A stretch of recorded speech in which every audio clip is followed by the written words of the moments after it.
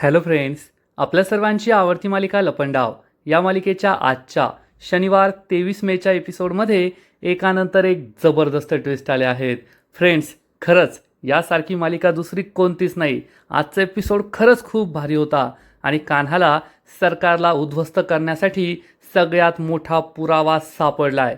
मग नेमकं झालंय तरी काय? तर फ्रेंड्स, कालच्या एपिसोडमध्ये आपण पाहिलं होतं ज्या डॉक्टरने सरकारच्या डोळ्यांचा रंग बदलला, तिच्या डोळ्यांचं ऑपरेशन केलं, त्या डॉक्टरला सरकारने हाकलून दिलं. कान्हाने त्याच्या गाडीचा फोटो काढला होता आणि आज कान्हा या डॉक्टर कदमच्या हॉस्पिटलमध्ये पोहोचला आणि या डॉक्टर कदमला मदत मागितली. सरकारला उद्ध्वस्त करण्यासाठी माझी मदत करा. पण हा डॉक्टर कदम खूप घाबरला आणि म्हणाला, सरकारला उद्ध्वस्त करून तिने माझा जीव घेण्यापेक्षा मी स्वतःच आत्महत्या करतो. असं म्हणून या डॉक्टर कदमने स्वतःच्या डोक्याला बंदूक लावली, गोळी चालवण्याचा प्रयत्न केला. पण कान्हाने त्याला कन्व्हिन्स केलंय की असं आयुष्यभर घाबरून घाबरून जगण्यापेक्षा एकदा हिंमत दाखवा, मी त्या सरकारला उद्ध्वस्त करून दाखवतो. आणि या डॉक्टरने कान्हाची मदत करायचं ठरवलंय. कान्हाला वचन दिलंय, त्या सरकारला उद्ध्वस्त करण्यासाठी मी तुझी मदत करेल. म्हणजे आता सरकारचा खेळ संपलाय. मग हे सगळं नेमकं घडलं तरी कसं, हे जाणून घेण्यासाठी हा व्हिडिओ शेवटपर्यंत नक्की पहा. फ्रेंड्स, आजच्या एपिसोडच्या सुरुवातीलाच कान्हा सखीला भेटून घरी आलेला असतो आणि तो अतिशय दुःखी असतो. सखीने त्याच्यावरच आरोप लावला की तू माझा जीव घेण्याचा प्रयत्न केलाय. या आरोपामुळे तो व्यथित झालेला असतो. सखीच्या विरहामुळे दुःखी झालेला असतो.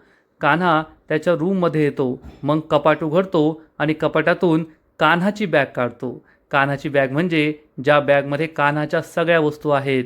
कान्हा घालतो ते कपडे, कान्हाची बासुरी आणि तो ही बासुरी हातात घेतो.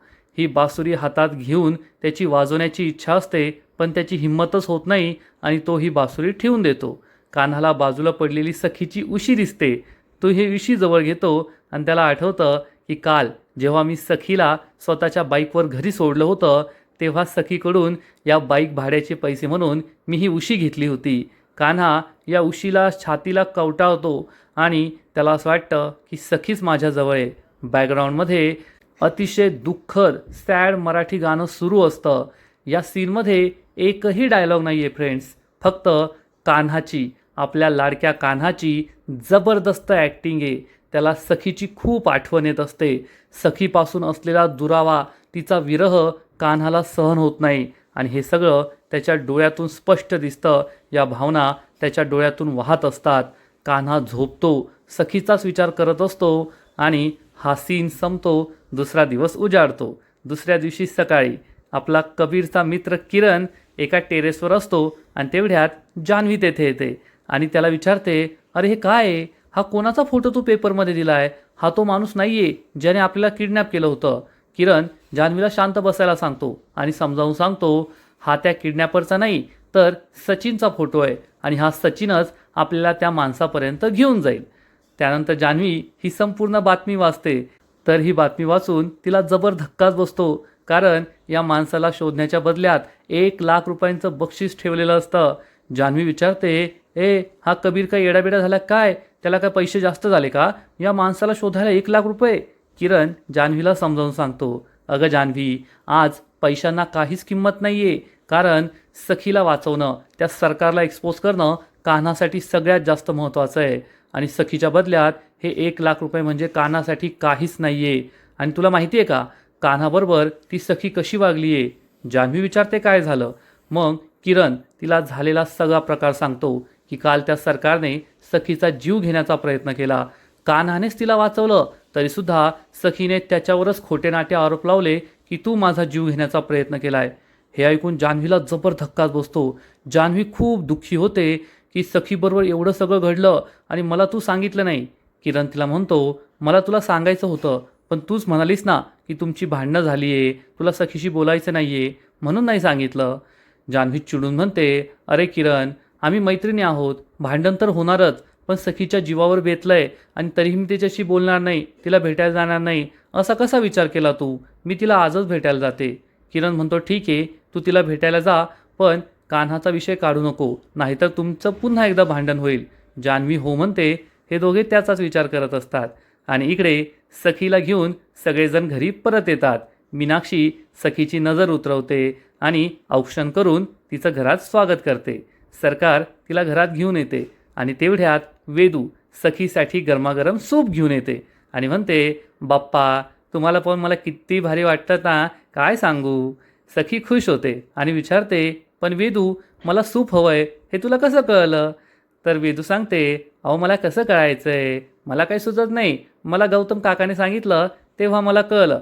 गौतमचं नाव ऐकून सखी खूप चिडते आणि तेवढ्यात गौतम तेथे येतो आणि म्हणतो, सखी डॉक्टरांनी सांगितल्याप्रमाणे मी सगळी औषधं आणली आहेत. सखी चिडून म्हणते, काका ज्याने जखमा दिल्यात ना त्याने औषध द्यायचं नसतं. हे ऐकून गौतमला मोठा धक्काच बसतो. घरातील सगळ्यांना प्रश्न पडतो, सखी असं का बोलतीये. गौतम विचारतो, सखी असं का म्हणालीस तू, ज्याने जखमा दिला त्याने औषध द्यायची नसतात. तर सखी चिडून म्हणते, काका मी तुला याआधीच वॉर्निंग दिली होती, तुला कोणाशी संबंध ठेवायचा आहे ते कन्फर्म सांग, त्या कबीरशी की कामत कुटुंबाशी. तेव्हा तू म्हणाला होतास की तू कबीरची मदत करणार नाही, तू कामत फॅमिलीच्या बाजूने आहेस, पण तरीसुद्धा तू आमच्याशी खोटं वागलास, मला फसवलंस आणि ती कान्हाची मदत केली. मला हे बिलकुल आवडलेलं नाही आहे. त्यामुळे आज मी सगळ्यांसमोर सांगते, मी तुझ्याशी सगळे संबंध तोडतीये. आज नंतर तू माझा काका नाही आणि मी तुझी पुतणी नाही. हे ऐकून गौतमच्या पायाखालची जमीनच सरकते. त्याच्या हातातून औषधांची ही पिशवी खाली पडते. घरातील सगळ्यांना जबर धक्का बसतो की सखी हे काय बोलतीये. सरकार मात्र भलतीच खुश होते. तिच्या चेहऱ्यावर आनंद ओसंडून वाहत असतो. आणि इकडे कान्हा आणि किरण हे दोघे चहा प्यायला आलेले असतात. किरण कान्हाला चहा आणून देतो तर कान्हा म्हणतो, नकोय मला, चहा पिण्याची इच्छा नाही आहे. किरण काहीच बोलत नाही आणि चहा परत घेऊन जातो आणि चक्क चहा आणि टोस्ट घेऊन येतो आणि कान्हाला म्हणतो, आता चहा टोस्ट तरी खाशील ना, मला माहिती आहे रात्रभर काही खाल्लं नाही आहे, गुपचूप खाऊन घे. कान्हा म्हणतो, काय यार किरण, तुझ्यासारखा मित्र असायला ना नशीब लागतं, खरंच खूप नशीबवान आहे मी. तर किरण म्हणतो, तू तर आहेच, पण आम्हीसुद्धा खूप नशीबवान आहोत कारण आमच्या आयुष्यात तू आहेस. तर कान्हा म्हणतो, अरे मी कसला नशीबवान रे, सखी माझ्यापासून दूर आहे, मी नशीबवान नाही आहे. किरण त्याला समजावून सांगतो, सखी निरागस आहे, भोळी आहे, त्या सरकारने तिच्या डोळ्यावर प्रेमाची झापडं टाकली आहेत, त्यामुळे तिला तुझं प्रेम दिसत नाही आहे. कान्हा म्हणतो, पण आता काय करावं ना, माझं डोकंच चालत नाही आहे. किरण त्याला सांगतो, नको टेन्शन घेऊ, मी त्या सचिनचा फोटो पेपरमध्ये दिला आहे, लवकरच तो सचिन आपल्याला सापडेल. सचिनचा हा फोटो पाहताच कान्हाला आठवतं की काल रात्री त्याने हॉस्पिटल बाहेर एका गाडीचा फोटो घेतला होता आणि तो किरणला हा फोटो दाखवतो आणि म्हणतो, सरकार या माणसाला तेथून निघून जायला सांगत होती, मी त्याच्या गाडीचा फोटो घेतला आहे, हा माणूस कोण आहे हे आपल्याला शोधून काढावं लागेल. तर किरण सांगतो, कान्हा माझ्याकडे एक ॲप आहे, ज्या ॲपमध्ये गाडीचा नंबर टाकला ही गाडी कोणाची आहे ते लगेच कळतं. कान्हा म्हणतो, अरे मग टाक ना हा नंबर. किरण गाडीचा हा नंबर ॲपमध्ये टाकतो आणि सांगतो, ही गाडी तर कोणीतरी डॉक्टर किशोर कदम यांच्या नावावर रजिस्टर आहे. कान्हा म्हणतो, डॉक्टर किशोर कदम हे नाव कुठेतरी ऐकल्यासारखं वाटतंय. अरे हो, माझे जे जुने आय स्पेशलिस्ट होते ना त्यांनी यांचं नाव रेकमेंड केलं होतं मला. किरण विचारतो, पण सरकार आय स्पेशलिस्टला का भेटत असेल आणि त्याला का हाकलून लावत असेल. तर कान्हा म्हणतो, अरे तुझ्या लक्षात नाही आलं का, सरकारने आपल्या डोळ्यांचा रंग कायमचा बदलून घेतला आहे आणि सरकार या डॉक्टरला तेथून हाकलत होती. याचा अर्थ सरकारला या डॉक्टरची भेट कोणाशी होऊ द्यायची नव्हती.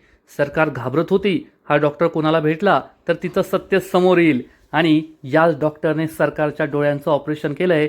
सरकारच्या डोळ्यांचा रंग कायमचा बदलला आहे.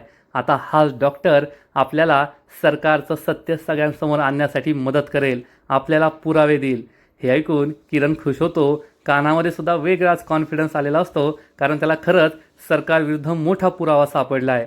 आणि इकडे सरकारच्या बंगल्यावर मावशी, नंदा मावशी ही सखीला म्हणते, अगं सखी बाळा काय करतेस हे तू, अगं तू जग पाहिलं नाही आहे, बाहेरच्या जगात आहे ना लोक एकमेकांच्या छाताडावर बसतात, रक्त पितात रक्त. अगं अशा वेळेस आहे ना आपल्या रक्ताची नाती अशी लांब करायची नसतात. तू तुझ्या काकाला किती मोठी शिक्षा देते, तू माझा काका नाही, मी तुझी पुतणी नाही, त्याला काका म्हणायचं सोडू नकोस ग बाळ. आणि नंदाची ॲक्टिंग पाहून सरकार हसू लागते. सखी म्हणते, नाही मावशी आजी, काकाला मी आधीच सांगितलं होतं की तू त्या कबीरची मदत करायची नाही, पण त्याने कबीरचीच मदत केली आणि मला आता त्याच्याशी कोणतेही संबंध ठेवायचे नाहीये. सखी ही गौतमला ठणकावून सांगते, काका तू खरंच खूप चुकीचा वागलाय. आजपासून मी तुझ्याशी कोणतेही संबंध ठेवणार नाहीये. आपल्यात कोणतंच नातं नसेल. गौतम खूप इमोशनल होतो आणि म्हणतो, सखी हा दिवस उजाडेल. मला कधी हा दिवस पाहावा लागेल ना असं मला स्वप्नात सुद्धा वाटलं नव्हतं. पण ठीक आहे, मी तुझ्यावर चिडलेलो नाहीये, रागावलेलं सुद्धा नाहीये. कारण मला माहिती आहे तुझ्या निरागस मनावर कुणीतरी हे काळे ढग जमा केले आहेत. असं म्हणून गौतम सरकारकडे रागारागाने पाहतो. सरकार खूप चिडते. गौतम सखीला सांगतो, तुझ्या मनात हे कुणीतरी भरलंय, माझ्या विरुद्ध तुला भडकून दिलंय, म्हणून तू असं बोलतीये हे मला माहिती आहे. सखी चिडून म्हणते, काका मला कुणीच भडकून दिलेलं नाहीये. मला जे सत्य आहे ना ते कळलंय म्हणून मी असं बोलतीये. तर गौतम म्हणतो, सखी तुझ्यासमोर सत्य अजून आलेलं नाहीये. तर सखी चिडून म्हणते, काका मला हे बोलायचं नव्हतं, पण आता मला हे बोलावंच लागणार आहे. तू त्या कबीर बरोबर मिळून माझ्या गाडीचे ब्रेक फेल केले, मला मारण्याचा प्रयत्न केलास तू. हे ऐकून गौतमला जबर धक्काच बसतो. घरातील कोणाचाच विश्वास पटत नाही की सखी चक्क गौतमवर हा आरोप लावतीये आणि गौतमने कान्हाबरोबर मिळून तिच्या गाडीचे ब्रेक फेल केलेत. गौतम चिडून म्हणतो, नाही सखी हे खोटं आहे. मी आणि कबीरने तुझ्या गाडीचे ब्रेक फेल नाही केले, तर या मनस्विनीने तुझ्या गाडीचे ब्रेक फेल केले होते. हिने तुझा जीव घेण्याचा प्रयत्न केला होता. सखीला जबर धक्काच बसतो आणि मग सरकार तिची नाटकं सुरू करते. अरे देवा, छोटे भाऊजी हे काय बोलताय तुम्ही? आणि सरकार डसाडसा रडू लागते. छोटे भाऊजी हे काय बोलताय तुम्ही? सगळ्यात आधी तर मी मनस्विनी नाहीये, मी तेजस्विनी आहे, सखीची खरी आई. आणि मी माझ्या सखीचा जीव घेण्याचा प्रयत्न करेल का? काय कारण आहे? अहो मला फक्त तिचं प्रेम हवं आहे. आणि ही संपत्तीबद्दल तुम्ही बोलत असाल ना, तर ही संपत्ती माझ्या नवऱ्याने राघवने कमावली होती. त्यात माझासुद्धा हातभार होता आणि हे सगळं उपभोगून झालंय माझं. आता मला संपत्तीची लालसा नाहीये. मला फक्त माझ्या मुलीचं प्रेम हवंय आणि मी त्याच मुलीला का मारण्याचा प्रयत्न करेल, का तिचा जीव घेण्याचा प्रयत्न करेल? हे सगळं ऐकून सखीसुद्धा रडू लागते. सरकार गौतमला विचारते, बोला ना छोटे भाऊजी, तुम्ही माझ्यावर असे खोटे आरोप का लावताय? माझ्याबद्दल असं का बोलताय? असं म्हणून सरकार ढसाढसा रडू लागते आणि म्हणते, गौतम भाऊजी अहो मीच आहे, मीच खरी तेजस्विनी आहे. आणि तुमचा माझ्यावर अजूनही विश्वास बसत नसेल ना, तर विचारा मला प्रश्न. तुम्हाला काय विचारायचं ते विचारा. मी अजून एकदा परीक्षा द्यायला तयार आहे, स्वतःचं सत्य सिद्ध करायला तयार आहे. सरकार रडू लागते आणि सखी चिडून म्हणते, काका ठीक आहे, विचार प्रश्न. तुला आईला जे प्रश्न विचारायचे असतील ते विचार, तुझ्या मनाची शांती करून घे. गौतम ओढून म्हणतो, नाही विचारायचे मला प्रश्न. मला काहीच सिद्ध करायचं नाहीये आणि स्पष्टीकरणसुद्धा द्यायचं नाहीये. कारण सत्य हे अंतिम असतं. आज ना उद्या सत्य सगळ्यांसमोर येणारच. ही मनस्विनी आहे, सरकार आहे, हे सत्य लवकरच तुझ्यासमोर येईल सखी. आणि त्या दिवशी मला काही सिद्ध करण्याची गरज पडणार नाही. आणि एक लक्षात ठेव, मी तुझ्याशी कोणतंच नातं तोडणार नाहीये. आपलं नातं कधीच तुटणार नाही. कारण मला आठवतंय लहानपणी तू बाबा म्हणण्याच्या आधी काका म्हणाली होतीस. हे बोलताना गौतमचा आवाजसुद्धा थरथरतो. तो खूप इमोशनल होतो. सखी तर ढसाढसा रडूच लागते. कारण सरकारने मागील 12 वर्ष सखीला किती त्रास दिलाय हे आपल्याला माहिती आहे. आणि ती 12 वर्ष गौतमने सखीला सांभाळून घेतलं होतं. जेव्हा घरातील सगळे सखीशी वाईट वागायचे, तेव्हा गौतम एकमेव होता जो सखीच्या पाठीशी खंबीरपणे उभा होता. आणि हे सगळं आठवून सखी इमोशनल होते, रडू लागते. सरकारला हे समजतं की सखी इमोशनल झाली आहे आणि कदाचित ती गौतमला माफ करेल. त्यामुळे सरकार पुन्हा एकदा ढसाढसा रडू लागते. राघव, राघव, तुम्ही हे काय केलं? तुम्ही मला सोडून का गेलात? मला सुद्धा तुमच्याबरोबर घेऊन जायचं ना. आणि सरकारचा हा दांगडो पाहून सगळेजण तिच्याकडे आश्चर्याने पाहू लागतात. मीनाक्षी तर रडूच लागते. सरकार म्हणते, राघव, जेव्हा तुम्ही जिवंत होतात तेव्हा छोटे भाऊजी माझ्याशी किती चांगलं वागायचे, माझ्याशी छान बोलायचे. पण आता तुम्ही नाहीये तर ते माझ्यावर घाणेरडे आरोप लावताय. मला सरकार म्हणताय, तुम्ही मला का जिवंत ठेवलं? 2 दिवसानंतर तुमचं श्राद्ध आहे. तुम्ही मला सुद्धा तुमच्याबरोबर घेऊन गेलं तर किती बरं होईल. असं म्हणून सरकार ही जमिनीवर बसते आणि रडू लागते. सखी खूप इमोशनल होते. सरकारजवळ येते आणि सरकारला शांत करण्याचा प्रयत्न करते. आणि मग घरातील सगळे गौतमवर तोंड सूक घेतात. परशुराम म्हणतो, अगं वहिनी, तू कशाला त्रास करून घेतीये? हा गौतम काही पण बोलतो, तू स्वतःला त्रास करून घेऊ नको. मीनाक्षी चिडून म्हणते, गौतम भाऊजी तुमचं आता हे अति होतंय. तुम्ही सखी आणि वहिनीला अजून किती त्रास देणार आहात? आणि आज कधी नव्हे ते उर्मिलाला सुद्धा डायलॉग मिळालाय. उर्मिला म्हणते, हो ना गौतम, तुझं वागणं तर मला कळतच नाहीये. मला तर आता असं वाटायला लागलंय, आधीच बरं होतं जेव्हा तू दारू पिऊन रूममध्ये बसून राहायचा, कमीत कमी असं बोलत तर नव्हता. गौतमला खूप राग येतो. गौतम चिडून म्हणतो, वा, तुला सुद्धा कंठ फुटलाय, तुला सुद्धा बोलता येतंय ना, हे ऐकून बरं वाटलं. आणि गौतम हा सखीजवळ येतो आणि म्हणतो, सखी, सत्य जास्त काळ लपून राहणार नाही. लवकरच ती वेळ येईल जेव्हा तुला या सरकारचं सत्य कळेल. असं म्हणून गौतम बाहेर निघून जातो. सरकार पुन्हा हंबरडा फोडते, रडण्याचं नाटक करते आणि सखीला मिठी मारते आणि विचार करते, गौतम, तो क्षण कधीच येणार नाही. माझं सत्य सखीसमोर कधीच येणार नाही, कमीत कमी जोपर्यंत ती जिवंत आहे तोपर्यंत तरी. आणि इकडे आपला कान्हा द जेम्स बॉन्ड चक्क डॉक्टर कदमच्या क्लिनिकमध्ये पोहोचलेला असतो. डॉक्टर कदम समोर बसलेला असतो. डॉक्टर कदम विचारतात, बोला, काय होतंय तुम्हाला?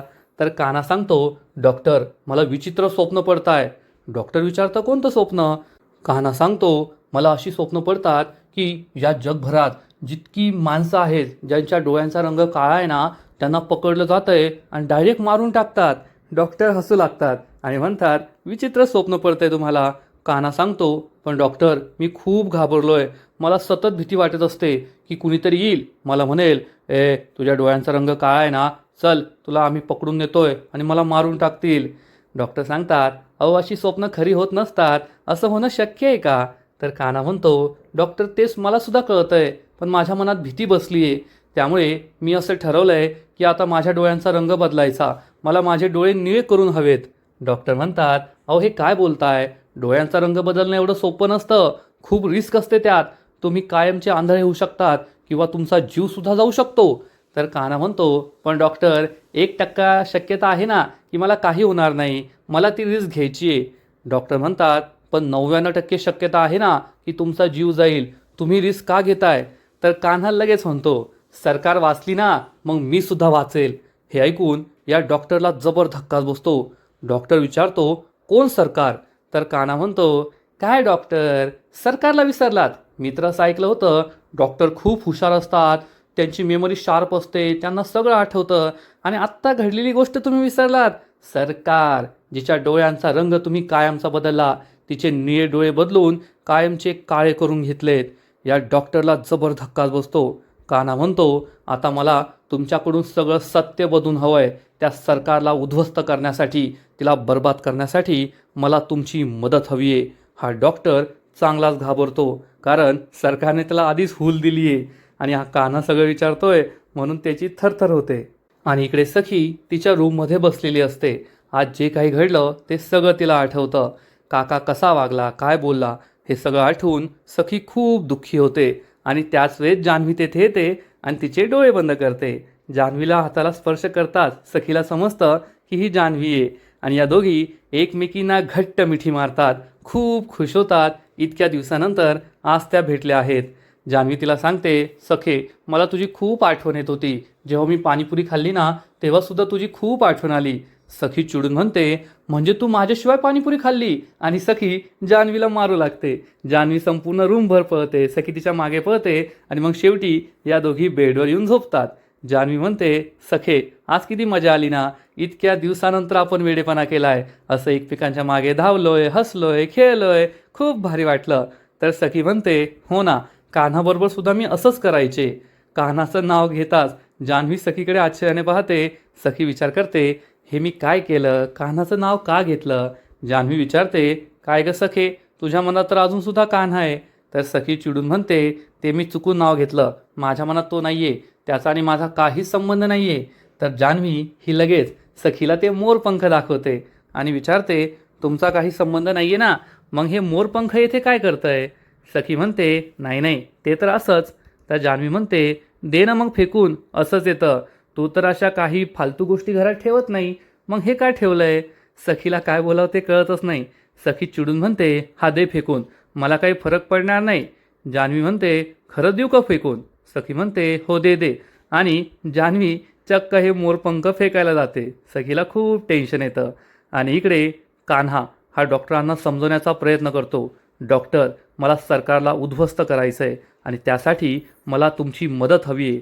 तुम्ही माझी मदत केली तर मला खरंच खूप मोठा फायदा होईल. डॉक्टर लगेचच आपल्या रिसेप्शनिस्टला कॉल करतो आणि सांगतो, आजच्या सगळ्या अपॉइंटमेंट कॅन्सल कर, ते शटर लाव आणि निघ इथून, प्रश्न विचारू नको, सांगितलं तेवढं कर. कान्हा खुश होतो. कान्हाला असं वाटतं हा डॉक्टर आपली मदत करायला तयार आहे. आणि मग डॉक्टर त्याच्या खुर्चीवरून उठतो. त्याच्या मागे काही ड्रॉवर्स असतात.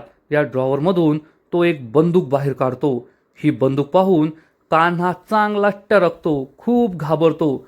डॉक्टर त्याच्यावर बंदूक रोखतो. कान्हा घाबरून म्हणतो, नाही डॉक्टर, नाही डॉक्टर, प्लीज असं करू नका, मला मारू नका, आपण शांतपणे बोलूया ना, मी तुम्हाला सगळं समजावून सांगतो. डॉक्टर चिडून म्हणतो, ही बंदूक मी तुला मारायला नाही बाहेर काढली आहे, तर मी स्वतःला मारून घेणार आहे. असं म्हणून हा डॉक्टर चक्क स्वतःच्या डोक्याला बंदूक लावतो. कान्हाच्या पायाखालची जमीनच सरकते. कान्हा खूप घाबरतो. डॉक्टर म्हणतो, त्या सरकारला उद्ध्वस्त करण्यासाठी मी तुझी मदत करण्यापेक्षा आहे ना, जीव दिलेला बरा, कारण त्यानंतर सरकार मला जिवंत सोडणार नाही.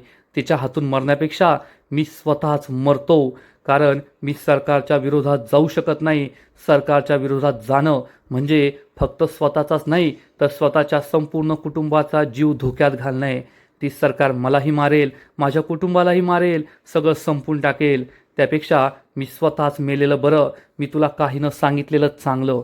कान्हा खूप घाबरतो. कान्हा हा डॉक्टरला थांबवण्याचा प्रयत्न करत असतो, पण डॉक्टर काही केले ऐकत नाही आणि कान्हाला म्हणतो, मी आता स्वतःला संपून घेतो, माझ्यासमोर एवढाच पर्याय आहे, मी तुला मदत नाही करू शकत. आणि आजचा एपिसोड येथेच संपतो. फ्रेंड्स, लपंडाव या मालिकेचा आजचा एपिसोड खरंच खूप भारी होता, खूप इंटरेस्टिंग होता. शेवटी कान्हाला सरकारविरुद्ध सगळ्यात मोठा पुरावा मिळाला आहे. आता सरकारने या डॉक्टर कदमकडे डोळ्यांचा रंग बदलून घेतला, ऑपरेशन केलं, म्हणजे याच्याकडे काहीतरी पुरावे असतील ना, CCTV फुटेज असेल, फोटोज असतील, बिफोर आफ्टर सर्जरीचे काही ना काहीतरी सबूत पुरावे तो दाखवू शकतो आणि कान्हाला सरकारचं सत्य सिद्ध करण्यासाठी त्याचा फायदा होईल.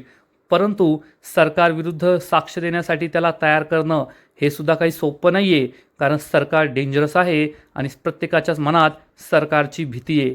मग कान्हा या डॉक्टर कदमला कसं तयार करणार, हा डॉक्टर कदम ऐकेल की नाही, सरकारविरुद्ध कान्हाची मदत करेल की नाही, हे पाहायला खूप मजा येणार आहे.